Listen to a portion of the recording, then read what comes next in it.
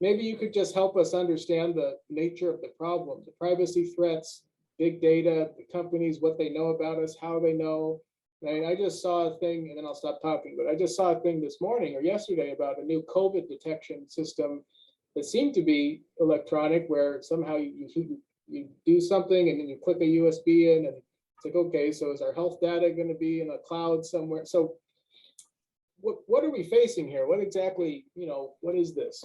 Yeah, I mean, there's the great thing and the hard thing about my job is that there's no lack of issues and no lack of controversies and parts of our lives that are touched by data or datafication, however we want to talk about it.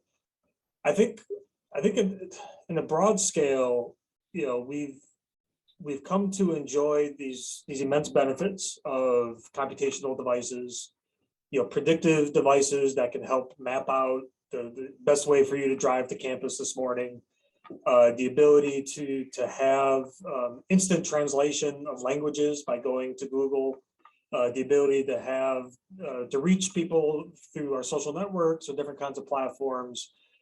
Clearly, we've had some great benefits, through these technologies. Often these technologies are free for us to use. I mean, it's really hard to argue against some of the progress that we've made. And I think the space where I come in is that to empower this, to make this work, requires an incredible amount of data. And increasingly that data is data about us. It's not just, environmental data, or we just need to process, more, prices of flights and we'll have a better algorithm to give you the right set of flight options the next time you're booking a trip. This is data about people. And one of the key projects that we're working on, we call it pervasive data.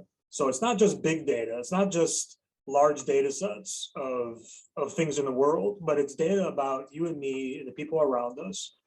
And it's data that is almost continuously collected, whether it's through our phones, our cars, things that we're wearing, things that we're interacting with on our devices, and often collected in ways that we don't really understand.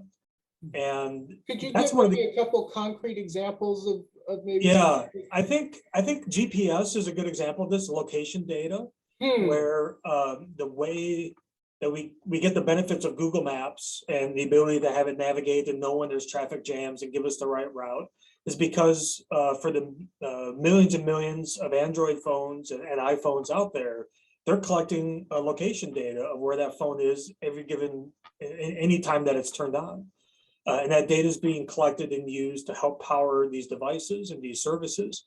That data is often de-identified in a traditional sense. There's not going to be a database that says, here's where Michael Zimmer was. But there's going to be a database that says, here's where this phone has been. And that phone is somehow linked, to my body or my account. And those are those linkages. Those are the things that we get worried about, where it's so easy to collect data and users are so willing is not quite the right word, but ready to turn that data over because we see the benefits and because we may not fully understand the extent of data collection or even really the threat models, because it's very different than it was in the 1950s when the only threat was the FBI tapping your phone, because they were the only ones that could really do it. And there was a physical phone line for them literally to tap, and it was a very different environment. So that's, could you maybe say a little bit more about those threat models? Like, what are some of the top three, or Yeah, and even my use of the word threat is itself a limiting idea, because it's we so often think about bad actors, and someone's going to get my data and I'm going to have identity theft, or my home is going to be hacked into or something.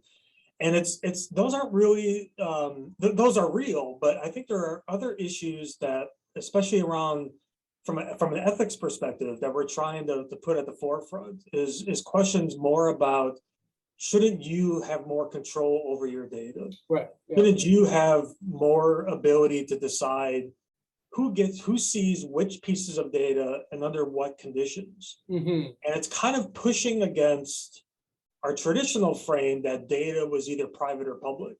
And once I made data available, now it's available for everyone for all time and for any purpose. Mhm.